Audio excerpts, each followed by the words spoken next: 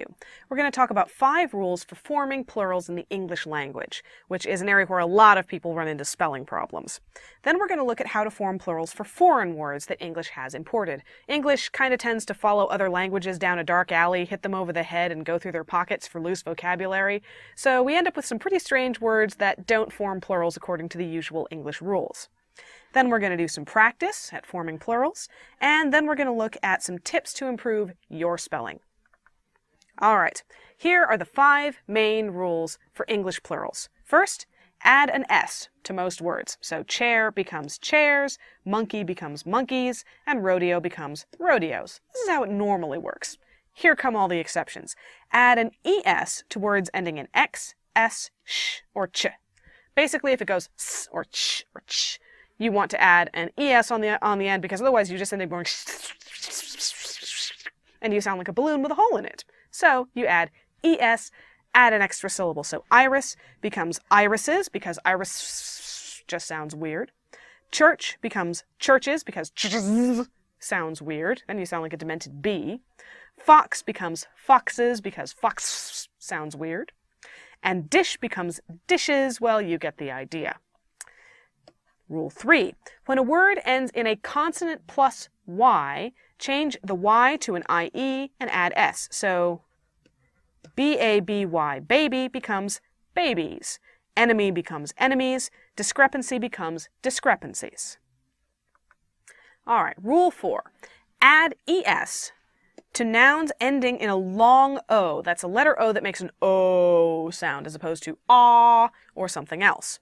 So if it ends in an O sound with the letter O, if the long O is preceded by a consonant, other than cases with musical terms and some loan words, then you add an ES to the end. So, for example, embargo becomes embargoes because you've got a consonant and then you've got a long O. Tomato becomes tomatoes, or tomatoes if you're British. Hero becomes heroes. Mosquito becomes mosquitoes. Domino becomes dominoes. And potato becomes potatoes. But you look at some musical terms, most of which are loan words from Italian. You have pianos, sopranos, and solos, none of which get the E. And you have some loan words such as burritos from Spanish, doesn't get the E, and kimonos from Japanese also doesn't get the E because it's a loan word.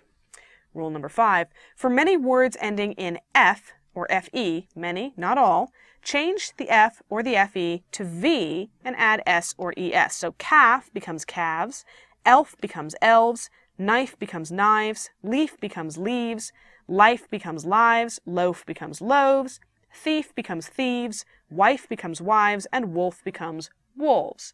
Very common construction in English, but it doesn't apply to everything, so keep an eye out. All right, now we come to forming plurals for foreign words. English steals lots of words from other languages. Remember, English got its start as a whole bunch of Germanic speakers and Celtic speakers and Latinate speakers and French speakers all stuck on an island together trying to kill each other, sell each other things, and or have sex. When that happens, the language they produce is completely bonkers. Sometimes English forms plurals according to its own rules, usually if the root language doesn't have a unique plural form like Japanese. There's no Japanese plural that English speakers hear and go, oh yeah, that's totally different. That's totally a plural. We just kind of go, those sound the same, so we stick our own plural onto kimono. But otherwise, we form plurals as native speakers of that language would form them. This is most relevant with words derived from Greek and Latin. Let's look at a few examples. Okay, Latin words ending with usually form a plural with the ending a. So for example, medium, the plural of medium is not mediums, it's media, which is where we get our word media that you hear all the time. It's actually the plural of medium. Latin words ending with us usually form a plural with the ending I. So one alumnus, multiple alumni.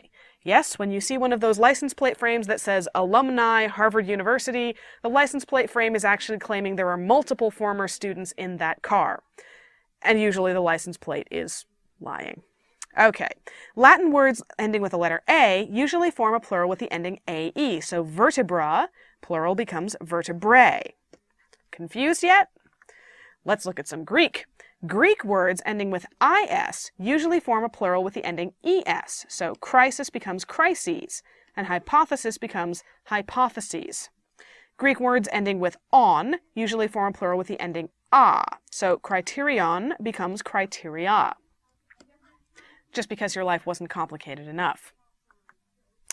All right, so let's take all of these rules and apply them to some practice. Here we have a set of sentences, and each has or may have a misspelled word. Your job is to find the misspelled words and make the correct plural. So, please pass the potatoes. I am an alumni of Harvard University. Martin Luther nailed his 95 theses to the door of the church in Wittenberg. You gave me one half of the pizza, but I want both halves. If one legal brief is good, two legal briefs is better. Nobody enjoys paying taxes. The chorus was made up of sopranos and mezzos. These mosquitoes are driving me crazy. She is an alumna of Vassar, and like many alumnae, she loves her school. Take a good look. Pause the video if you need to. And here we go. All right. Please pass the potatoes. That is a long O preceded by a consonant, so it gets an ES on the end. I am an alumnus of Harvard University. This was a trick question. You cannot say, I am an alumni, because alumni is a plural. Alumnus is the singular, so if you're saying, I'm a former student of this school or a graduate of this school, you are an alumnus. At least you are if you're male. If you're a woman, you're an alumna. Next, Martin Luther nailed his 95 theses to the door of the church in Wittenberg. The singular is thesis, the plural is theses, so it's correct. Next, you gave me one half of the pizza, but I want both halves. Remember, half was one of those words where you take out the F and substitute a V? Well, there you go, halves. If one legal brief is good, two legal briefs is better. Well, guess what? Brief is one of those words that's an exception to that rule, so you don't have briefs, you have briefs. Nobody enjoys paying taxes. You might have noticed on the previous slide it was T-A-X-S. And frankly, if you hand that to an English speaker and they try to pronounce it, you'll get tax, and then you have the balloon effect again. So we add an ES, an extra syllable, and it becomes nobody enjoys paying taxes. Next, the chorus was made up of sopranos. Remember, that's a musical term. We stole it from Italian, so we don't add the ES. So sopranos was spelled correctly, but mezzos was not. We had that E in there where it wasn't supposed to be. Now it's been corrected. Next sentence, these mosquitoes are driving me crazy. Same rule as potatoes. And we have the T and the long O, so we have the ES. And this was a clue. She is an alumna of Vassar. Okay, so that tells us that it's a Latin-based word ending in A, and so the correct plural would be alumnae. Why Vassar? Because Vassar is an all-girls school. So she is an alumna of Vassar, and like many alumnae, she loves her school. That sentence is spelled correctly. All right, here are some ways to improve your spelling that will probably help you more than memorizing all these rules. The first and most important is read.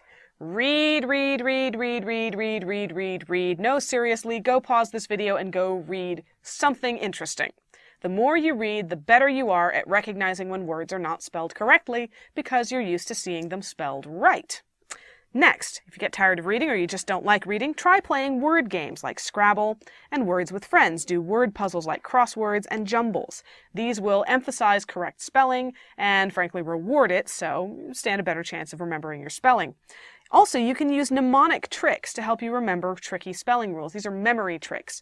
So, for example, I remember that the word weird violates the I before E except after C rule by remembering that it is spelled weirdly. Next, when you write with a word processing program like Microsoft Word, keep spell check turned on. Watch for those little red squiggles to show up under words you spell wrong. And keep a dictionary handy because spell check is stupid. And finally, did I mention read? Seriously, you're done with the video, go read a book now. That's all for this lesson. Thank you for watching. Educator.com.